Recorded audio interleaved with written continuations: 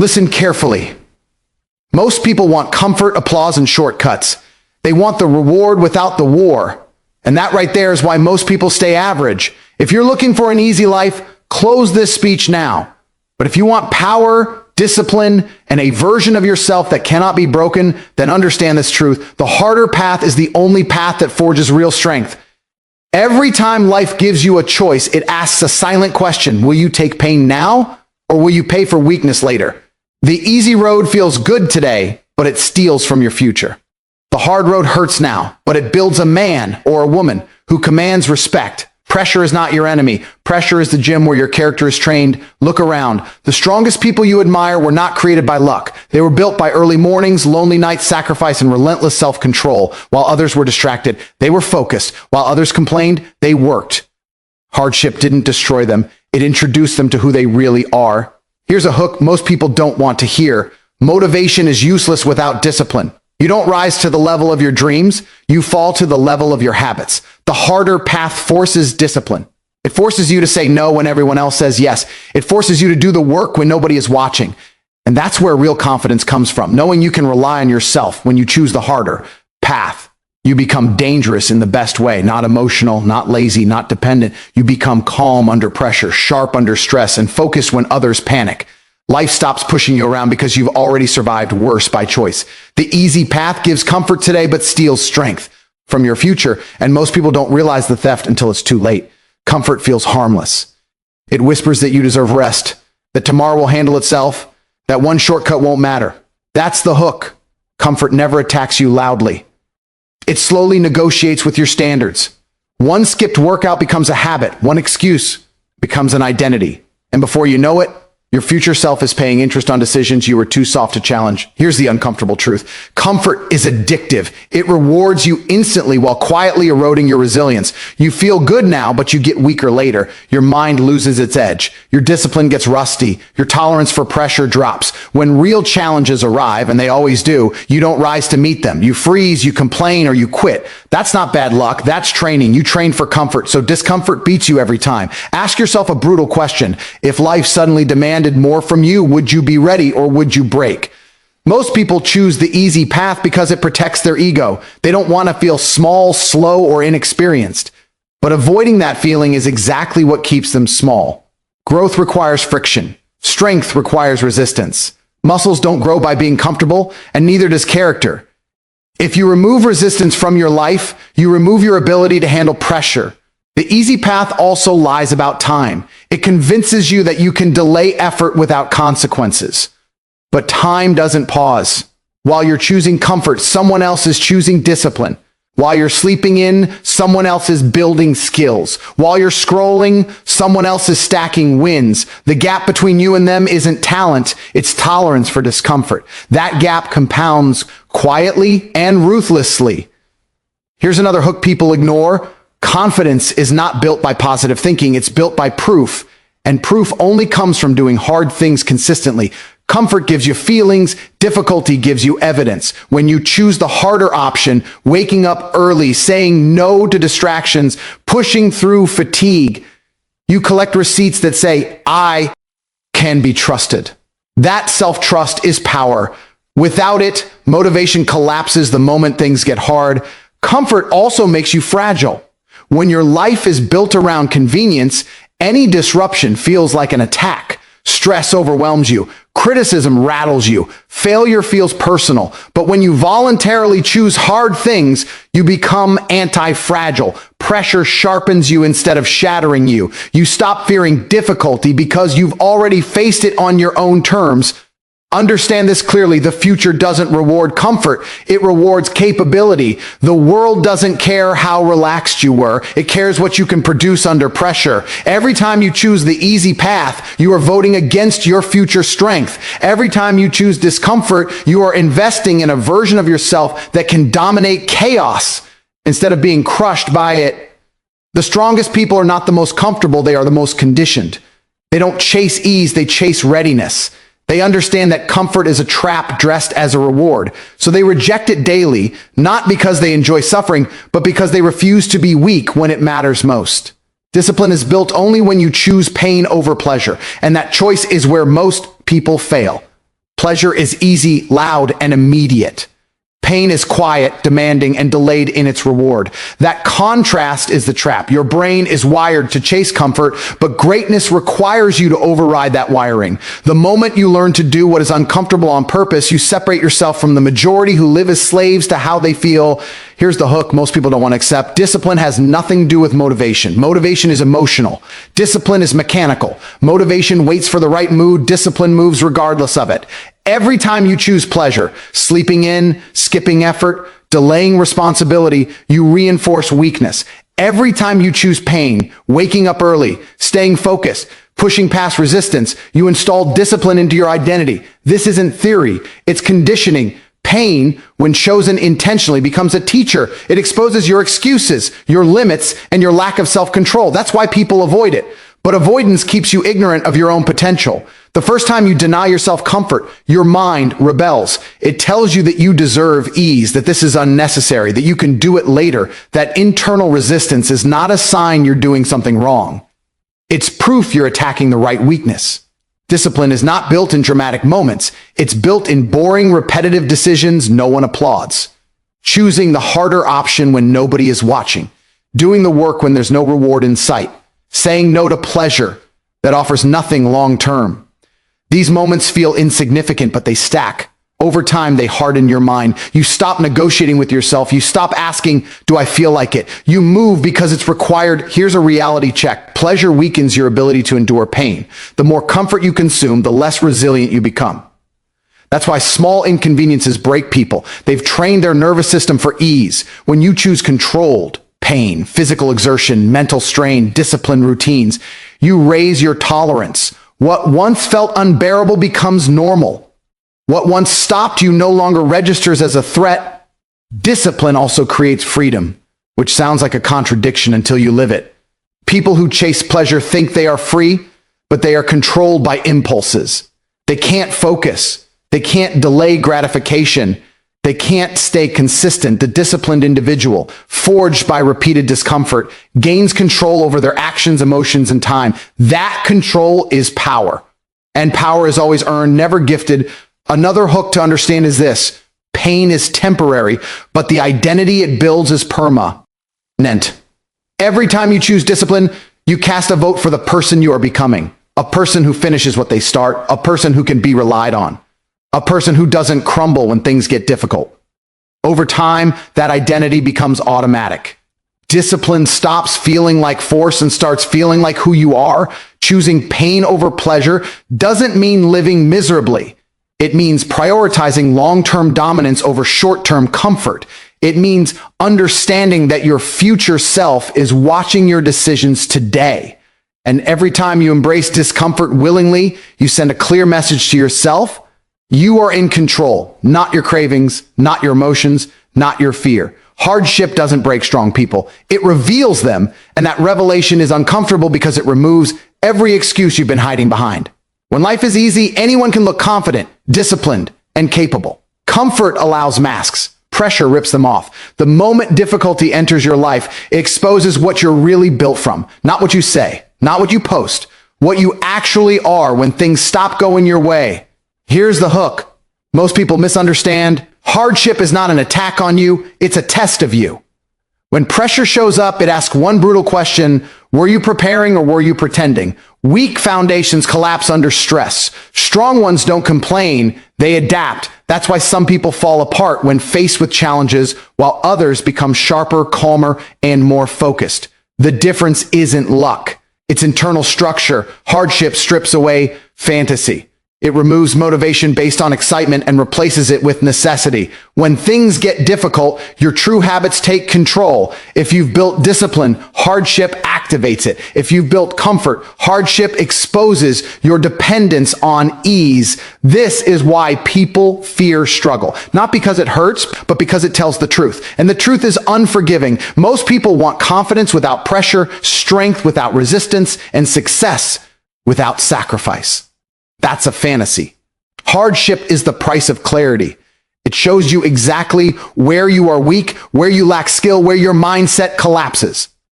And instead of seeing that as an insult, strong people see it as intelligence, information you can use. data you can improve on.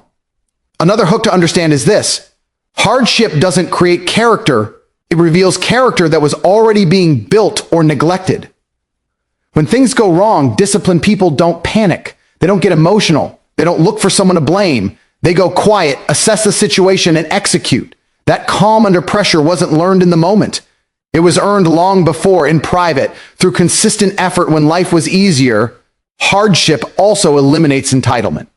It doesn't care who you think you are or what you believe you deserve. It only responds to competence, resilience, and action.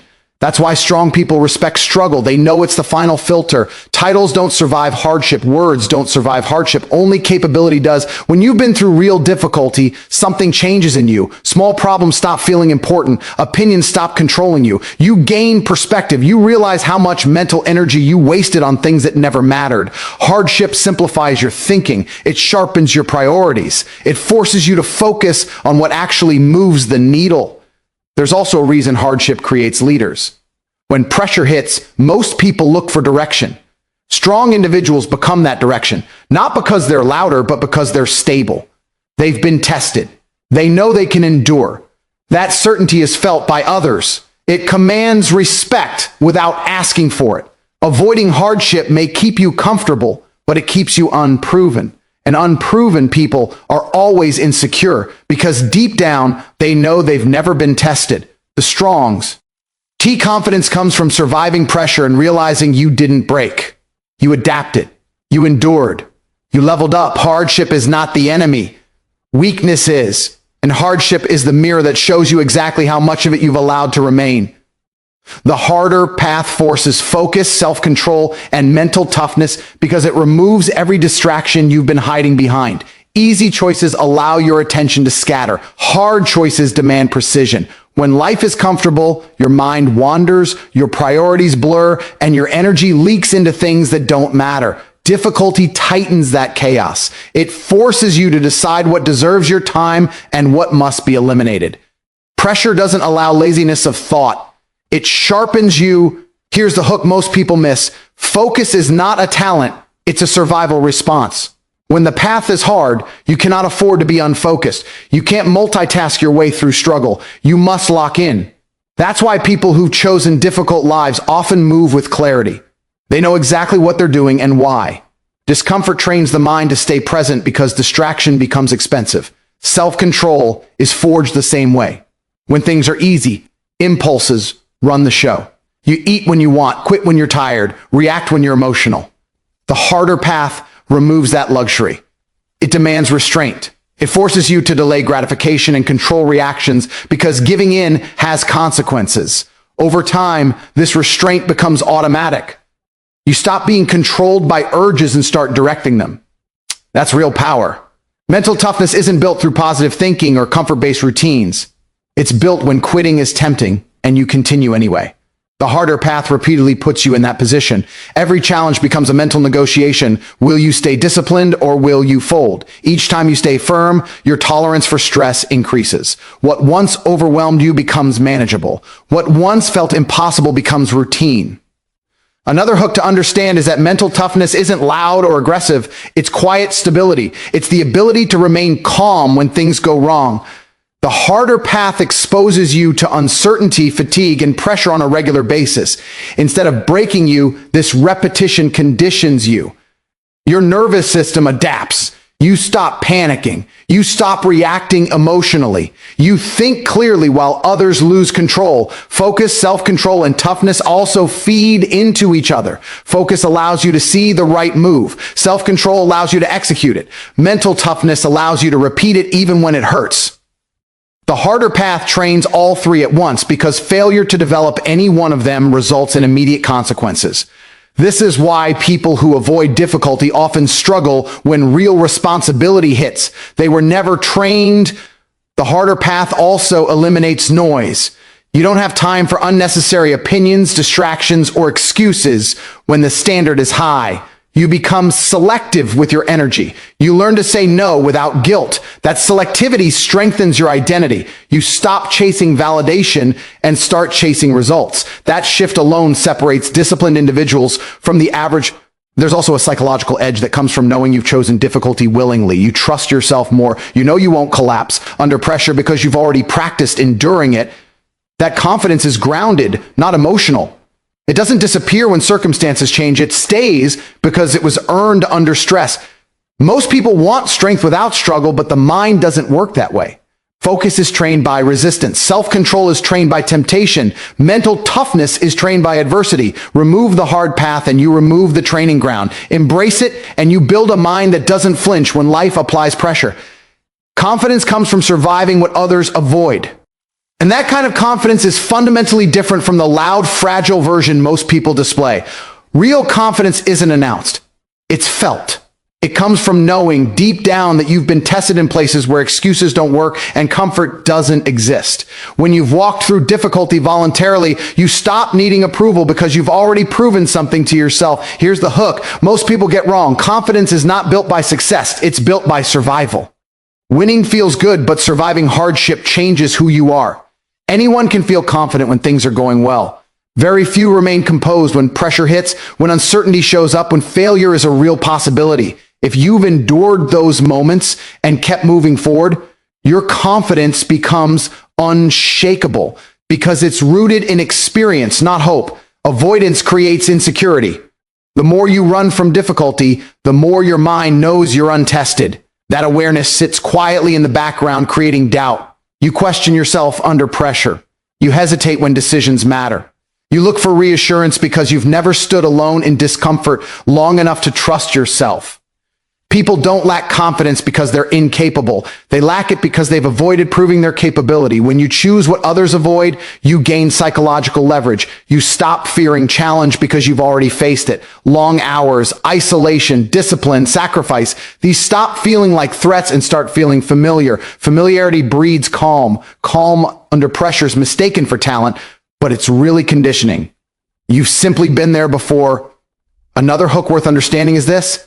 Confidence grows faster in silence. The work you do when no one is watching builds the strongest self-belief. There's no applause, no validation, no external reward, only you and the task. When you complete hard things in that environment, you internalize the result. You don't need anyone to tell you you're capable. You already know surviving what others avoid also recalibrates your standards. You stop being impressed by comfort-based achievements. You respect effort, consistency, and resilience. Your confidence becomes grounded because it's aligned with reality. You know what things cost. You know what pressure feels like. That awareness keeps you sharp and humble at the same time. There's also a physical element to this confidence. Your posture changes, your voice steadies, your reactions slow down. Not because you're trying to appear confident, but because your nervous system has adapted to stress. You're no longer overwhelmed by it. That adaptation can't be faked. It's earned through repetition. People often chase confidence through external symbols, status, attention, image, but those collapse under real pressure. The confidence built through endurance doesn't. It doesn't disappear when circumstances shift or when criticism appears. It stays because it's tied to memory. You remember what you survived. You remember the moments you wanted to quit and didn't. That memory becomes armor. When you've survived difficulty, comparison loses its power. You stop measuring yourself against others because your reference point is internal. You measure yourself against who you were before the challenge. That internal metric is what makes confidence stable. It doesn't rise and fall with opinions. The strongest confidence is quiet certainty. It doesn't rush. It doesn't brag. It doesn't seek permission. It moves deliberately because it knows its limits and its strength. And that certainty is only available to those willing to step into situations most people spend their lives avoiding. If you want power, respect, and dominance in life, you must choose the road no one else wants to walk, because value is always hidden where comfort refuses to go. Crowded paths lead to average outcomes. If everyone is willing to do it, it cannot make you exceptional. That's the first hook most people ignore. They chase validation by following trends, but dominance is built by separation. The moment you choose a harder, lonelier road, you remove yourself from competition with the masses. Power is not given to those who ask for it. It's recognized in those who can carry weight. The difficult road loads you with responsibility, pressure, and uncertainty. Weak people avoid that load because it feels heavy. Strong people accept it because they understand something critical. Weight builds strength. The more responsibility you can handle without breaking, the more influence you earn. That's how power actually works. Respect operates on the same principle. People don't respect comfort. They respect competence under pressure. They respect the individual who stays calm when things go wrong, who acts decisively when others hesitate, who doesn't complain when the task is brutal. That kind of respect cannot be demanded or performed. It emerges naturally when others realize you've been tested and didn't fold. And those tests only exist on the hard road. Here's a hook. Most people never confront. Dominance is internal before it's external. You cannot dominate your environment if you cannot dominate yourself. The road no one wants to walk forces self-mastery. It removes excuses. It exposes weaknesses. It demands discipline even when motivation disappears. Every step forward on that path strengthens your authority over your own mind. Once you have that, external dominance becomes a byproduct, not a struggle. The lonely road also sharpens your standards. When you're surrounded by people chasing ease, your expectations shrink. When you walk alone through difficulty, your standards rise. You stop tolerating mediocrity in your habits, your work, and your thinking. You become precise, selective, intolerant of weakness in yourself. That internal shift changes how the world responds to you. Another hook worth understanding is that dominance is built in silence, not spotlight. The road no one wants is rarely praised while you're walking it. There's no applause for early mornings, long hours, or personal sacrifice. That silence is intentional. It filters out those who need validation to continue. The ones who remain don't rely on praise. They rely on commitment. That makes them dangerous in the best way. Choosing the hard road also rewires your relationship with fear. Fear stops being a signal to retreat and becomes a signal to engage. When you consistently move toward what challenges you, fear loses its authority. You stop being controlled by it. That fearlessness is felt by others. It changes how people speak to you, negotiate with you, and treat you. Not because you're aggressive, but because you're unshakable.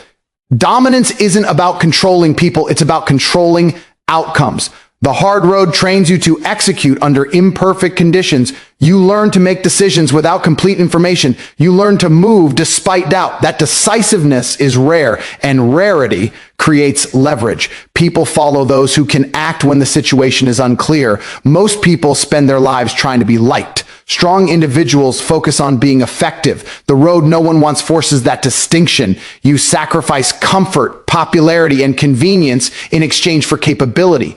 Over time, that capability compounds. Opportunities align. Influence expands. Respect becomes unavoidable. If you ever wonder why so few people reach the top, look at how many are willing to be uncomfortable for years without guarantees. The road is open to everyone, but only a few have the discipline to stay on it. And those few don't just succeed, they dominate because they earned it, where most people turn back. So remember this: comfort makes you weak, but challenge makes you unstoppable. The harder path is lonely, painful, and unforgiving, but it creates a version of you that cannot be ignored. Choose struggle. Choose discipline. Choose the road that most people are too afraid to walk, because at the end of that road isn't just success, it's respect, power, and a stronger you.